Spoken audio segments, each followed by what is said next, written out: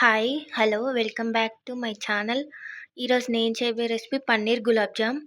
దానికి కావాల్సిన ingredients and process చెప్తాను. ఎప్పుడు తినే రొటీన్ గులాబ్ జామ్ కన్నా ఒకసారి ఇలా కూడా ట్రై చేయండి. టేస్ట్ చాలా బావుంటుంది. సింపుల్ ఇంగ్రీడియెంట్స్‌తోని టేస్టీగా ఎలా చేయాలో చూపెడతాను ఈ వీడియోలో. ఫస్ట్ మిక్సీ జార్‌లోకి ఇలా కొన్ని పన్నీర్ పీసెస్ తీసుకొని 1 కప్ పన్నీర్ పీసెస్ తీసుకొని ఫస్ట్ ఇది కచ్చపచ్చగా మిక్సీ పట్టుకోవాలి. ప్యూర్ పేస్ట్ కాదు. ఫస్ట్ కొంచెం రఫ్లీగా మిక్సీ పట్టుకోవాలి. ఇలా రఫ్లీగా మిక్సీ పట్టుకోవాలి. ఇందులో ఇప్పుడు 2 స్పూన్స్ కార్న్ ఫ్లోర్ వేసుకోవాలి. 2 స్పూన్స్ మైదా వేసుకోవాలి.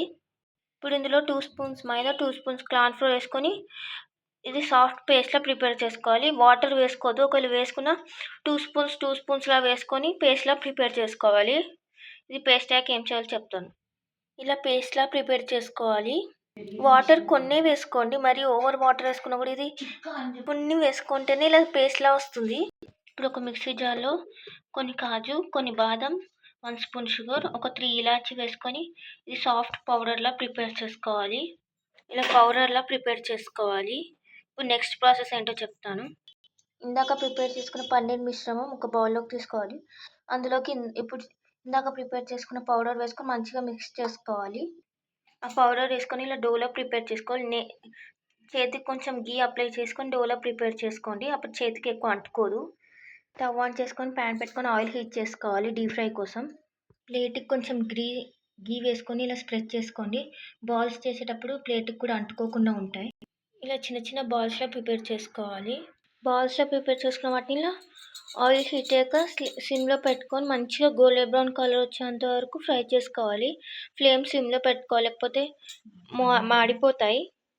గోల్డెన్ బ్రౌన్ కలర్ ఫ్రై చేసుకున్నాక ఏం చేయాలో చెప్తాను. ఇలా మంచిగా గోల్డెన్ బ్రౌన్ కలర్ వచ్చేంత వరకు ఫ్రై చేసుకోవాలి. అవన్నీ మంచిగా ఫ్రై అయ్యాక ఇప్పుడు షుగర్ సిరప్ పెట్టుకోవాలి.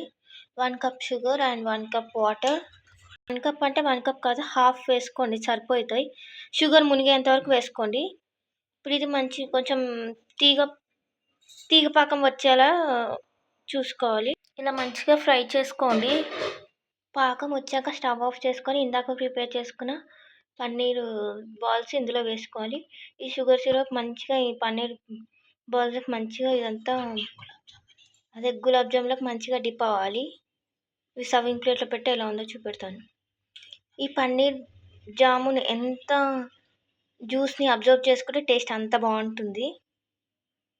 వేడి వేడి పన్నీర్ గులాబ్ జామ్ రెడీ. మీకు గనక ఈ వీడియో నచ్చితే please like, share and subscribe to my channel. ఎప్పుడు తినే రొటీన్ గులాబ్ జామ్, కాలా జామ్ కన్నా ఒకసారి ఇలా కూడా ట్రై చేయండి.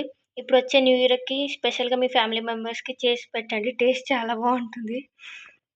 మీకు గనక ఈ వీడియో నచ్చితే please like, share and subscribe to my channel.